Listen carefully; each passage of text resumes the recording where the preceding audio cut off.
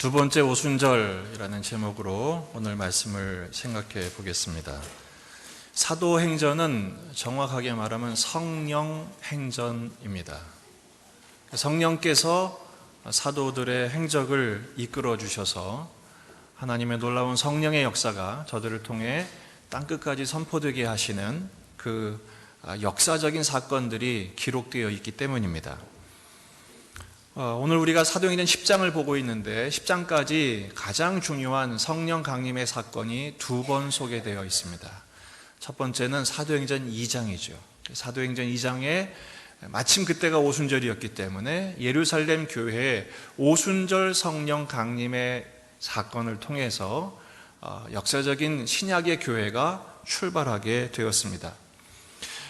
또 두 번째 가장 중요한 성령 강림이 바로 오늘 본문에 나오는 10장입니다. 고넬료 가정에서 이탈리아 로마 군대 백부장 고넬료 가정에 성령께서 강림하시는 사건입니다. 물론 8장에 나오는 빌립을 통한 사마리아 성령 강림은 틀림없는 성령 강림의 역사지만 예외적인 경우이기 때문에 오늘은 2장과 10장의 내용을 중심으로 생각해 보려는 것입니다. 2장의 성령 강림과 10장의 성령 강림에 공통적인 특징이 있습니다. 다들 놀랐다는 것입니다. 2장에서도 엄청 놀라고요.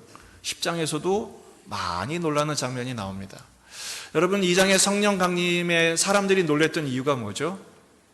갈릴리 사람들이 그 예루살렘에 모였던 전 세계의 디아스포라 유대인들이 자기가 태어난 곳 말로 방언을 말하는 것을, 외국어를 말하는 것을 듣게 돼서 다들 놀란 것입니다.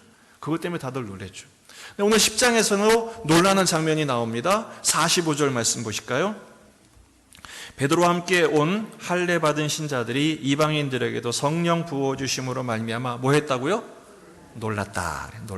이 놀랬단 말이 엑시스템이라는 말인데 이게 그냥 이렇게 놀란 게 아니라 그냥 깜짝 놀란 정도가 아니라 엄청난 충격에 휩싸인 것을 말해요. 거의 까무러칠 정도로 놀란 상태를 말해요. 여러분, 영어로 엑스터시라는 단어가 있죠. 황홀경. 그게 바로 엑시스테미에서 온 거예요. 그러니까 정말 정신을 차리지 못할 정도로 사람들이 놀랬던 장면을 소개하고 있습니다. 그러면 누가 놀랐느냐라는 것입니다. 놀란 사람들, 45절에 보면 두 종류의 사람이 나오는데 바로 첫 번째 사람이 할례 받은 신자들입니다. 보통 할례 받은 신자들 그러면 유대인이라고 말할 수 있습니다. 유대인. 근데 유대인이라고 말하지 않고 할례 받은 신자들이라고 말한 이유가 뭘까요? 유대인의 특성은 할례에 있기 때문에 그래요. 유대인들은 다른 민족과는 다른 특별한 그 민족 의식이 있어서 그걸 선민 의식이라고 하죠. 선택받은 민족이라는 생각. 그들의 선민 의식을 고취시켰던 세 가지 표징이 있는데 하나는 무지개, 하나는 안식일, 하나는 할례입니다. 혹시 몇 달 전에 우리 이 지역에 쌍무지개 같은 거 보신 적 있습니까? 하늘 좀 보고 사세요. 마침 그때요. 저 운전하려고 하다가 세상에 저도 뭐 짧게 살 건 아닌데 쌍무지개가 그렇게 넓게 뜬 거는 거의 처음인 것 같아요. 그래서 차를 세워놓고 막 찍어댔어요. 무지개가 정말 예쁘더라고요. 근데 여러분, 성경에 나오는 무지개는 하나님의 언약의 상징이거든요. 근데 이건 하나님께서 유대 민족들에게 허락하신 상징이라고 믿었어요. 또 하나는 뭐냐? 안식일입니다. 안식일. 그들은 안식일을 지킬 때마다 이 안식을 약속하신 하나님의 특별한 민족이라는 자긍심과 함께 그 안식일을 지켰던 거예요. 공간에는 무지개를 띄우시고 시간에는 안식일을 허락하시고 그리고 자기들의 몸에는 할례를 주셨다고 믿은 것입니다. 이 할례가 얼마나 중요하냐? 여러분, 안식일에는 일을 하면 돼요, 안 돼요? 절대로 안 됩니다. 근데 안식일에 해야 되는 일이 있어요. 할례는 남자아이가 태어난 지 8일 만에 할례를 하거든요. 안식일에는 허랑이 돼요. 안식일에는. 할례를 해야, 그만큼 할례가 중요한 거예요. 뿐만 아니라 1년 7차 절기 가운데 가장 중요한 절기 중에 하나가 대속죄일인데, 이 대속죄일에 할례 날짜가 걸려도 그때는 해줍니다. 딴 건 다 안 되는데. 그만큼 할례는 유대인들에게 중요한 것이고, 그만큼 그들에게는 자신들의 자존심을 걸 수 있는 매우 중요한 사건이었어요. 이런 할례 받은 신자들이 놀란 이유가 뭐느냐? 바로 45절 후반부에 보면 이방인들에게도 뭘 주셨다고요? 성령 부어주심으로 놀랬다라는 것입니다. 아니, 이방인들에게 성령 부어주신 게 뭐 대단한 일이라고, 뭐 성령 받을 수 있지, 왜 우리는 그렇게 생각하죠? 우리가 이방인이잖아요. 근데 유대인들에게 있어서 이방인들은 그렇지 않았어요. 유대인들이 생각하는 이방인들은 누구냐? 우리 한민족을 포함해서 이방인들은 철저한 경멸의 대상이었습니다.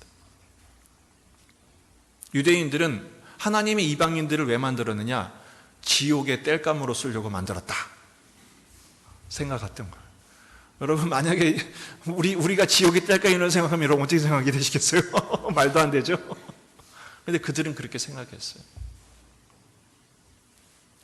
왜 하나님이 이방인들을 만드셨느냐? 자기들이 종으로 부릴 때 창피하지 않게 하려고 이방인을 사람으로 만들었다라고 생각한 것입니다. 그러니까 이방인들은 유대인들에게 있어서 사람이 아니었습니다. 인도에 가면 인도에 카스트 제도가 있죠. 근데 지금 그 카스트 제도는 지속되고 있습니까? 없어졌습니까? 없어졌다고 생각하시면 잘못 배우신 겁니다. 지금도 계속됩니다. 4가지 계층이 있죠? 기억나시나요? 브라만, 사제 계층이죠. 그 다음에 크샤트리아, 이 사람은 귀족 혹은 장군들, 무사 계층입니다. 3번째가 바이샤, 이 사람들은 농업이나 공업이나 상인이나 생산적인 그 직종에 종사하는 사람들. 4번째가 수두라는 뭐죠? 노동자들이거나 노예들을 말합니다. 거의 그 노예급 하인들이죠. 그런데 여기에도 들지 못하는 5번째 계급이 있습니다. 불가촉 천민, 영어로 untouchable. 이 사람들은 어느 정도로 그 사회에서 외면을 당하느냐? 접촉이 안 되는 거예요. 접촉하면 자기들도 부정해지기 때문에 지금 이 불가촉 천민에 해당된 사람들이 지금 인도에 1억 명이 넘습니다. 극빈층에 해당이 되죠. 제가 왜 갑자기 뜬금없이 인도의 카스트 제도를 얘기하느냐? 유대인들에게 이방인은 불가촉 천민보다 더 밑에 사람들인 거예요.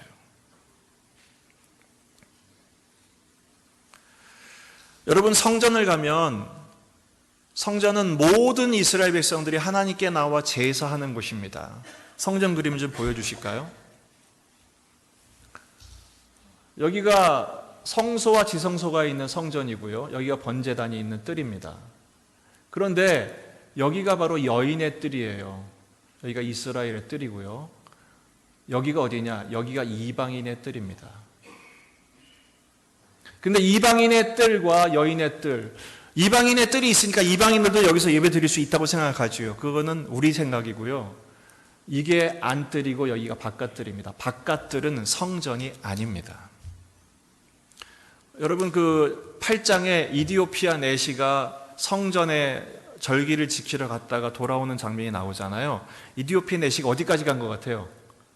이방인 뜰까지 간 거예요. 근데 이 이방인의 뜰과 여인의 뜰에는 벽이 있어요. 이 벽의 높이가 1.5m예요. 담이 있어요, 담. 근데 그 담에 뭐라고 써 있느냐? 이 담을 넘는 자는 당연히 죽으리라. 반드시 죽으리라.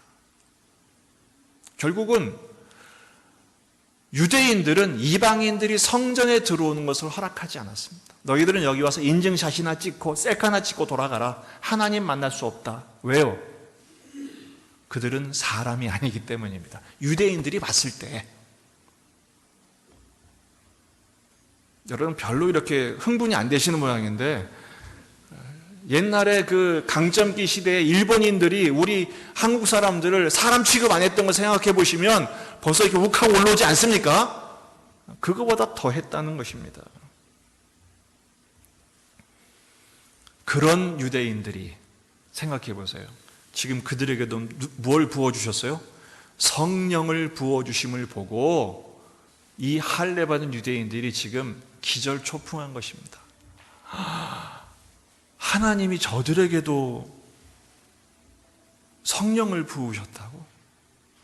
지금 성전에서도 안뜰과 바깥들을 막아놓고 담을 쳐놓고 넘어오면 죽는다 그랬는데 지금 하나님께서 그 담을 깨뜨려 버리신 거예요. 복음에는 차별이 없습니다.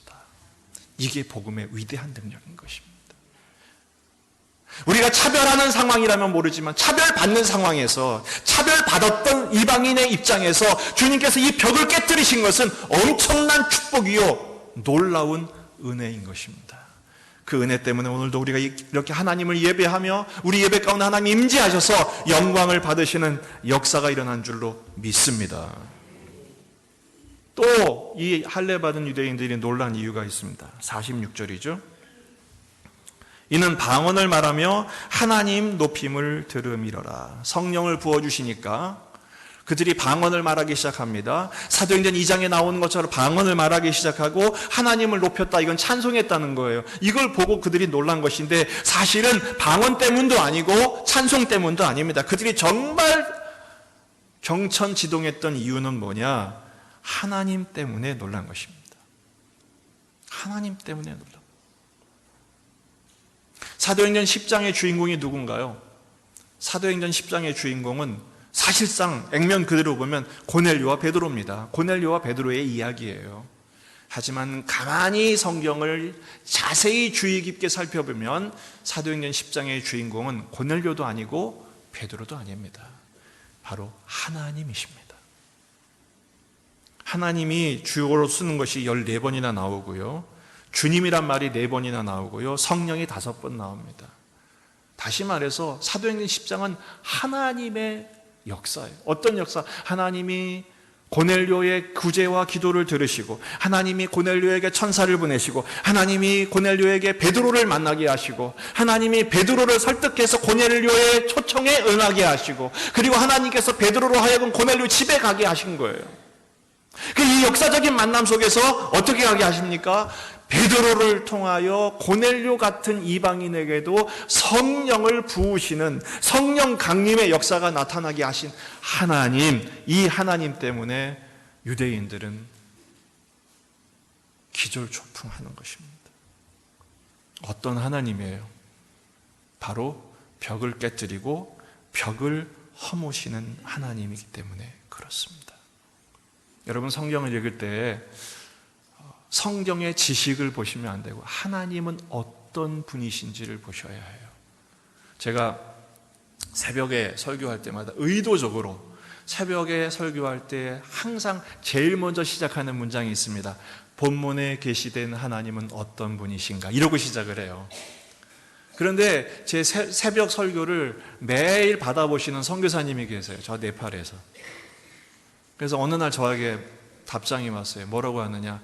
목사님, 제가 목사님 흉내를 좀 냅니다. 그래서 무슨 흉내를 냅니까? 그랬더니 본문에 계시된 하나님은 어떤 분이신가? 이러고 한다는 거예요. 그러니까 거기 사람들도 하나님은 누구신지 집중하게 된다는 거예요. 여러분 굉장히 중요한 교육입니다. 성경을 읽을 때 그 성경의 하나님은 어떤 분이신가? 하나님의 마음은 무엇인가? 하나님의 뜻은 무엇인가? 여러분 그 하나님을 만나게 되시기를 주의 이름으로 축원합니다. 그렇다면 사도행전에 나오는 하나님은 누구십니까? 오늘 사도행전 10장의 하나님은 어떤 분이십니까? 하나님은요 선교가 확장되기를 원하시는 분이십니다. 사도행전의 하나님은 오직 사도행전 1장 8절이 핵심이에요. 제가 여러 번 강조해드렸죠. 오직 성령이 너희에게 임하시면 너희가 권능을 받고 그 다음 어떻게 해요? 예루살렘과 그 다음 사마리아와 그 다음 온 유대와 그 다음 땅끝까지 이르러 뭐가 되라고요? 내 증인이 되리라. 할렐루야. 사도행전 2장으로 신약의 교회가 위대한 탄생을 했다면 이 사도행전 10장으로 이방인의 교회가 탄생하게 됐어요. 왜 이방인의 교회가 탄생하게 하십니까? 예루살렘 교회로 국한되는 것이 아니라 이방인의 교회가 확장되어 땅끝까지 하나님 나라가 선포되기를 기대하고 계시기 때문에 그렇다는 거예요. 여러분, 주보를 한번 펼쳐보실까요? 이번 주 묵상 말씀 안쪽을 펼쳐서 오른쪽 맨 아래 보시면 이번 주 말씀이 있어요. 같이 한번 읽어보십시다. 에베소서 2장 13절에서 14절 말씀 같이 읽습니다. 시작. 이제는 전에 멀리 있던 너희가 그리스도 예수 안에서 그리스도의 피로 가까워졌느니라. 그는 우리의 화평이신지라. 줄로 하나를 만드사 원수된 것 곧 중간에 막힌 담을 자기 육체로 허시고. 할렐루야. 십자가의 능력이 뭡니까? 그리스도의 피의 능력이 뭡니까? 바로 이렇게 유대인과 이방인의 결코 가까워질 수 없는 이 간극을, 벽을 깨뜨리시고 담을 허셔서 자기 육체로 깨뜨리시고 어떻게 해요? 우리의 화평이 되셔 원수된 우리를 뭐가 되게 하신 거예요? 형제가 되게 하신 거예요. 이게 바로 십자가의 능력입니다. 이게 바로 사도행전 10장의 고넬료 가정에 성령을 부으신 목적인 것입니다. 예수 믿으면 복 받습니다. 믿습니까? 그런데 여러분, 예수 믿으면 복 받는 게 전부가 되어서는 안 됩니다. 예수 믿으면 구원받고 예수 믿으면 복 받고, 그래서 여기 멈추게 되면 이기적인 복음에 멈추고 말아요. 어디까지 가야 됩니까? 나만 복 주시는 게 아니라, 나만 구원받는 게 아니라 이제는 그 구원받은 나를 통하여, 복 주시는 나를 통하여 다른 사람에게도 이 복음이 선포되기를, 선교적인 확장과 그 사명을 감당한 자가 되기를 주님은 기대하신 거예요. 그런데 어떻게 그 선교의 영역이 확장됩니까? 벽을 깨뜨리는 것이죠. 이 벽을 넘어가면 죽으리라 했던 그 벽을 허물어 버리시는 거예요. 이번 주에 트럼프 대통령이 아주 대단한 뉴스처럼 선포를 했죠. 그게 뭡니까? IS 수장을 제거한 거였어요. 옛날 같으면 뭐 큰일이죠. 근데 사실은 저는 그걸 보고서도 별로 그렇게 놀라지 않았습니다. 왜 그렇습니까? 두목을 제거하면 다음 두목이 또 나올 걸 알기 때문에 그래요.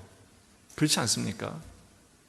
여러분, 세상의 악은 그 악의 총수를 죽인다고 없어지지 않습니다. 언제 벽이 깨진 역사가 나타나느냐? 사람을 죽이는 게 아니라 내 속에 있는 악을 깨뜨려야 돼. 내 속에 있는 벽을 허물어야 해요. 우리는 자꾸 사람을 향해서 저 사람만 없으면, 저 사람을 제거하면, 저 사람만 바꾸면, 아닙니다. 내가 바뀌어야 됩니다. 그래서 위대한 성인은 그런 말을 했습니다. 따라하십시다. 네 꾸라지를 하라. 너나 잘하세요. 너나 잘하세요. 우리 목사님들이 한번 어디 갔다가 이렇게 해야 된다고 막 그러니까 옆에서 한 어른이 너나 잘하세요. 그 말에 다들 그냥 조용해졌습니다. 막 흥분하다가. 성경의 복음이 그것입니다. 예수님이 깨뜨린 게 뭡니까? 우리 안에 있는 벽을 깨뜨리신 것입니다. 우리 안에 있는 담을 허물어 버리신 것입니다. 복음의 능력은 어디에 있습니까? 남을 치는 것이 아니라 내 안에 있는 죄를 치게 하시고, 예수님이 직접 그 십자가를 치셔서 당신이 죽으심으로 남을 살리시는 법을 알려주셨어요. 그게 복음의 능력이요 화평의 목적인 것입니다. 이 복음이 어디까지? 땅끝까지 선포되기를 주님은 원하시는 것입니다. 바로 유대인들은 거기서 놀란 거예요. 여러분, 오늘 우리의 놀람이 변화로 이어지기를 주의 이름으로 축원합니다. 따라합시다. 놀람에서 변화로. 그렇습니다. 오늘 본문 말씀을 보면 47절에 그렇게 놀라고 나서 베드로가 이릅니다. 저들에게 물로 세례를 베푸는 것이 무슨 문제가 있겠느냐? 어찌 그 말이요? 그러면서 그들에게 세례를 베풉니다. 여러분, 왜 세례를 베풀었을까요? 성령 세례를 이미 받았는데 왜 또 물 세례를 줬을까요? 여러분, 물 세례는요, 하나님의 공교회의 그 회원으로 인정하는 멤버십을 주는 거예요. 너희들도, 이방인들도 이제는 하나님의 교회의 회원입니다. 우리 가족입니다. 라는 것을 공적으로 받아들이는 것. 그 세례를 받은 고넬료와 그 가족들도, 우리들도 이제는 세상 사람이 아니라 하나님의 백성에 가입되는 것을 인정합니다. 그러니까 세례를 주는 자들이나 세례를 받는 고넬료나 사실은 엄청난 대가를 지불하고 새로운 존재로 거듭나는 것을 인정하고 선포하는 행위를 한 것이죠. 여러분, 이 사건이요, 예루살렘 교회에 굉장한 영향을 줍니다. 여러분 11장 1절로 넘어가 보세요. 유대에 있는 사도들과 형제들이 이방인들도 하나님의 말씀을 받았다함을 들었더니, 지금 고넬료 가정에 있었던 그 성령 세례와 성령 강림과 또 그들에게 물 세례 준 것이 소식이 들리게 되자 발칵 뒤집혔습니다. 2절, 베드로가 예루살렘에 올라갔을 때 할례자들이 어떻게 했어요? 아이고 어서 오세요, 대단한 일을 했군요, 그러지 않았습니다. 신랄하게 비판을 했습니다. 막 책망을 했습니다. 왜요? 이르되 내가 무할례자의 집에 들어가서 함께 먹었다. 여러분, 할례 받은 사람들이 무할례자들과 함께 만나거나 밥을 먹은 것은 위법이라고 했어요. 위법. 그럼 범법 행위였단 말이에요.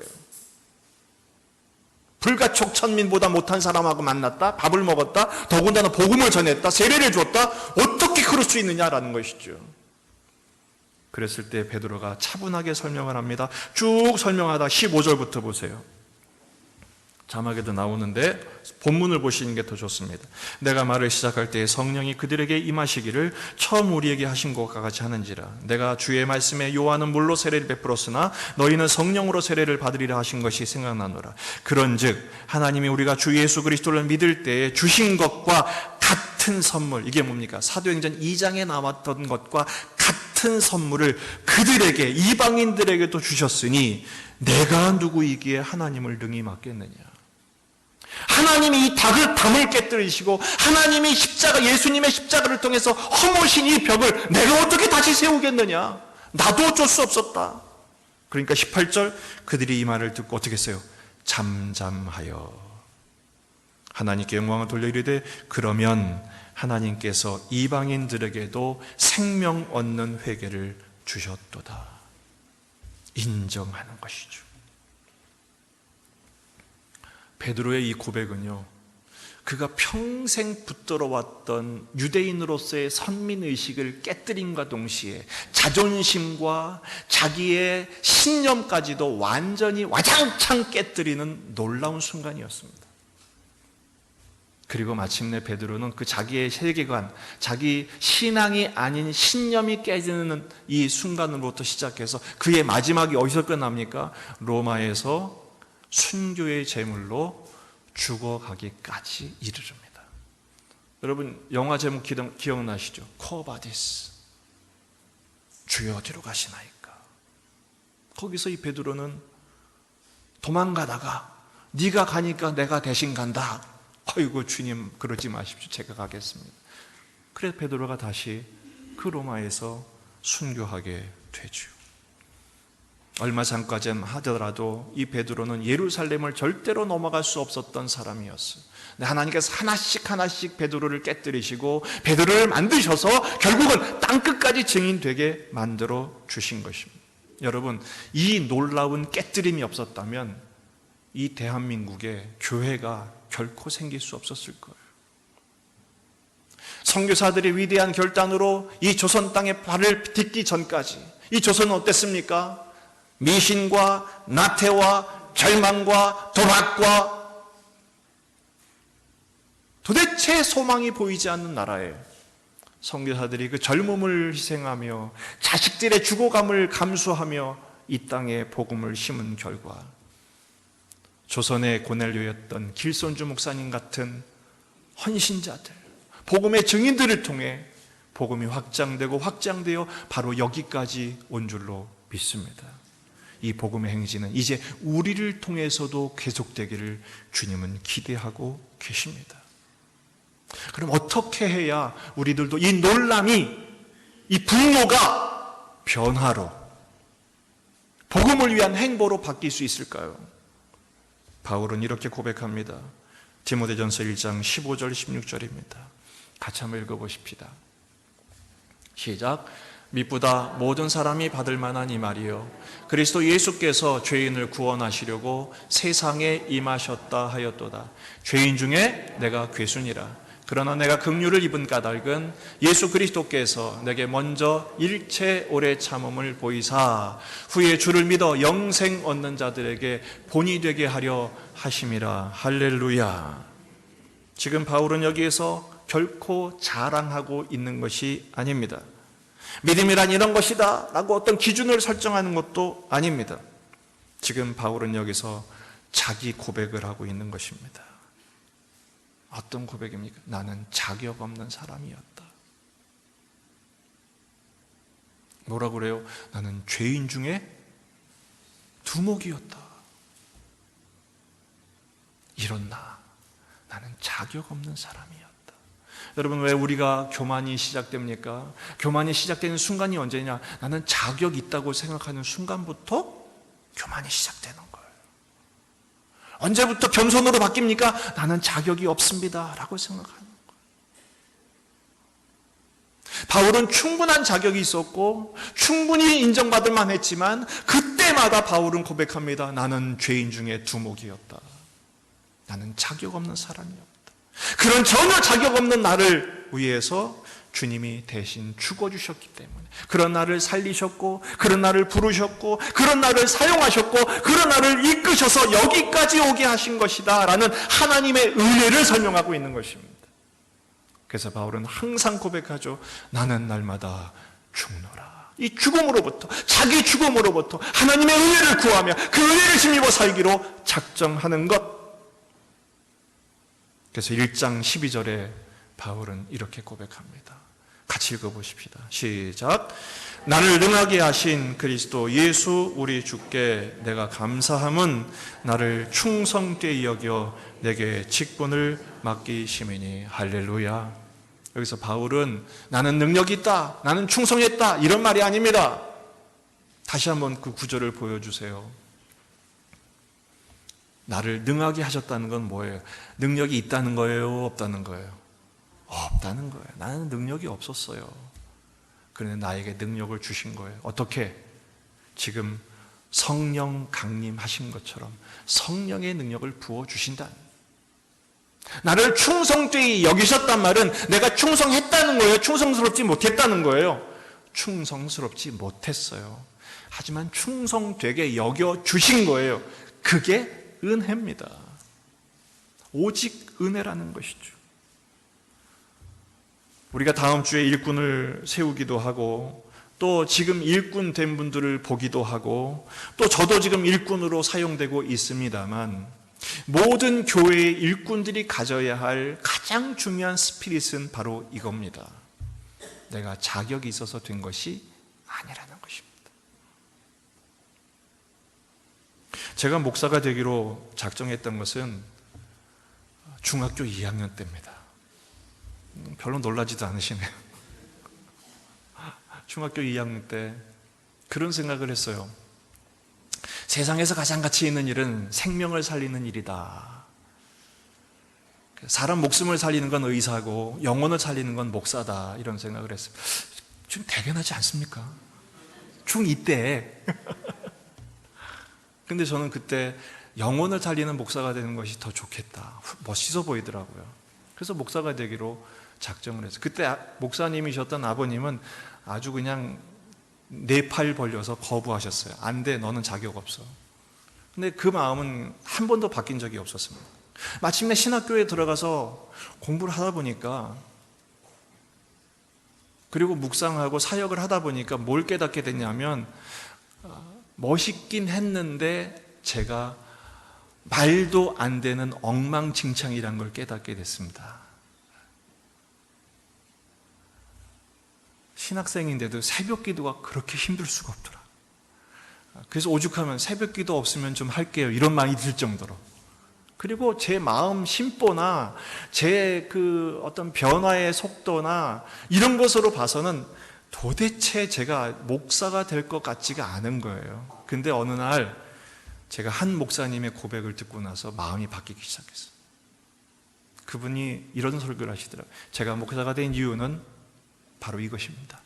너 같은 것도 목사가 될 수 있다면 나도 예수 믿을 수 있겠다 라는 것을 성도들이 느끼게 하는 사역자가 되게 하신다면 목사가 되겠습니다. 그러겠다는 거예요. 제가 그 말을 듣고 이거다. 따라합시다. 나 같은 것도 쓰신다면. 그렇죠. 그럼 무엇을 말합니까? 내가 이만큼 했으니까 따라오세요. 그게 아니라는 거예요. 나는 이렇게 했으니까 본받으세요. 그게 아니라는 거예요. 그래서 사실은 그 목사님의 고백이 아니라 바울의 고백이었어요. 나는 죄인 중에 두목이다. 그러니 누가 누구를 정죄하며 누가 누구를 판단하겠느냐? 나는 오직 은혜를 붙들 뿐이다. 여러분, 성경 읽을 때 뭘 읽어내셔야 된다고요? 하나님은 누구신가? 하나님은 어떤 분이신가? 여러분, 여러분의 삶을 통해서 하나님의 어떤 분이신지를 보이십시오. 어떤 하나님이십니까? 나같이 못난 존재, 나같이 엉망인 존재도 살리시고 구원시키시고 사용하신 하나님. 이제 우리 지난주 추수감사절을 보내고 나서 벌써부터 성탄절을 준비하는 분들이 계시더라고요. 여러분, 우리가 성탄절을 어떻게 준비해야 될까요? 성탄절은 이번에 전도 축제로 준비하려고 해요. 전도가 뭡니까? 아이고, 또 전도해야 되는구나. 여러분, 전도는 사람을 데려와 앉히는 게 아니에요. 뭐가 전도입니까? 내가 믿는 하나님이 누구신지를 보여주는 게 전도예요. 그리고 그들로 하여금 질문하게 만드는 게 전도예요. 억지로 끌고 와서 막 실갱이하고, 그것도 물론 필요한 과정이지만 정말 그들의 입술을 통해서 고백하게 만드셔야 돼요. 아니, 당신은 도대체 되는 게 하나도 없는데 그만큼 망하고 그만큼 어렵고 그만큼 힘든데 왜 하나님을 섬기세요? 왜 죽자고 교회를 가세요? 난 참 궁금해서 미치겠네. 그게 전도예요. 누가 그랬습니까? 다윗이 그랬어요. 다윗은요, 우리가 볼 때 다윗은 막 골리앗을 때려잡고 통일 왕국의 왕이 되고 그래서 위대한 것처럼 보이죠? 그렇지 않았어요. 다윗은 3번이나 기름 부음을 받습니다. 첫 번째 10대 때 기름 부음을 받았을 때 공방 왕이 됐으면 얼마나 좋았겠어요. 그런데 기름 부음을 받았어도, 그것도 공적인 선지자인 사무엘에게 기름을 부음을 받았어도 여전히 사울은 왕이었으며 힘을 갖고 있었고, 다윗은 거의 대부분의 시간들을 그 사울에게 쫓겨다니면서 죽을 고비를 얼마나 넘기는지 모릅니다.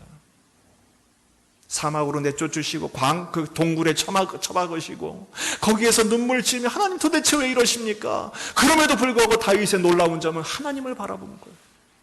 끝까지 하나님을 바라보고. 우리는 어떻습니까? 조금이라도 수가 틀리면 도대체 왜 이러세요? 그러놓고 교회 안 나오잖아요. 화가 나면 제일 먼저 하는 게 예배 안 드리는 거잖아요.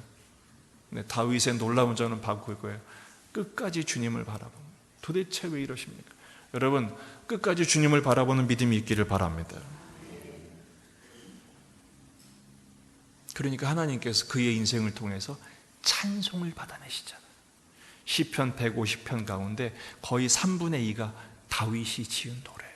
그 노래의 깊이와 그 노래의 영성과 그 노래의 감격은 지금도 수많은 고난의 세월을 지나가는 모든 분들에게 위로가 되고 소망이 되고 용기가 되고 믿음이 되게 하지 않습니까? 그런 다윗을 통해 찬양을 받아내실 뿐 아니라 그의 고백을 통해 수많은 영혼들을 주께 돌아오게 만드는 것, 그게 전도예요. 여러분, 지금 어떤 고난의 관문을 통과하고 계시고 깊은 고난의 터널을 지나가고 계시는 분이 계시다면 이 영성을 회복하시기를 바랍니다. 끝까지 주님 바라보십시다. 주님이 결코 여러분을 떠나지 않으시며 다윗을 붙드신 하나님께서 여러분 붙드시고 다윗을 일으키신 하나님께서 여러분도 일으켜 세우실 줄로 믿습니다. 반면에 때로는 잘 될 때가 있어요. 하는 사업마다 잘 되고 모든 일이 형통하고 건강도 괜찮고 자식들도 잘 되고 모든 이런 일이 있다면 그런 가운데 우린 자칫하면 지난주 말씀드린 것처럼 주신 은혜와 축복에 취해서 그 은혜를 주신 하나님을 놓칠 때가 많은데, 오늘 이 본문에 하나님을 만나게 되면 어떤 일이 있어도 나는 유통자일 뿐이지 내가 자격이 있어서 그렇지 않다는 것을 깨닫고 더욱 엎드리는 것이죠. 한결같이 주님이 시키시는 일에만 순종하는 자가 되는 것이죠. 바로 그 사람을 성령 충만한 사람이라고 합니다. 자기 벽을 깨뜨린 사람, 복음의 통로가 되는 사람, 오늘 이 자리에서 일희일비하는 것이 아니라 땅끝까지 복음의 증인 삼기 위해서 하나님의 목적하신 그곳으로 주님이 우리를 사용하시기 위해서 붙드시는 사람이 되는 것입니다. 놀랍에서 변화의 삶으로, 분노가 아닌 하나님께 쓰임받는 인생으로 세워지는 것입니다. 따라합시다. 벽을 깨뜨리고 담을 헐며 땅끝까지 세계 비전의 사람이 되자. 그렇습니다. 이 세상에 가장 가치 있고 행복한 인생을 산 사람이 누굴까요? 저는 많은 경우에 사업에 성공한 사람, 지식이 많은 사람, 이 세상에서 형통한 사람이라고 생각을 한 적이 있었어요. 근데 그렇지 않더라고요. 그분들만큼 외로운 분들이 없어요. 왜냐하면 불안하거든요. 왜냐하면 이 땅의 것으로 만족되는 인생이 아니기 때문에 그래요. 놀랍게도 정말 행복한 삶, 만족하고 항상 기뻐하고 범사에 감사하는 삶을 사람들은 누구냐? 오늘 형편이 어떠하든지 오늘 부어주시는 은혜를 구하고 그것으로 채움받으며 오늘 주님이 시키시는 일에 한 걸음 한 걸음 순종하는 행보를 걸어가는 사람이 그렇게 행복한 삶을 사시더라고요. 여러분, 이런 행복자들이 되시기를 주의 이름으로 축원합니다. 하나님 오늘 베드로를 그렇게 부르셨고 고넬료에게 같은 성령을 부으신 것처럼 오늘 성령의 은총이 우리에게 함께 있어서 이번 한 주간도 하루하루의 삶이 주님의 인도하심을 따라 벽을 깨뜨리고 담을 헐며 복음의 증인으로서 위대한 한 걸음 한 걸음의 발자취를 남기는 인생이 되시기를 주의 이름으로 축원합니다. 기도하시겠습니다.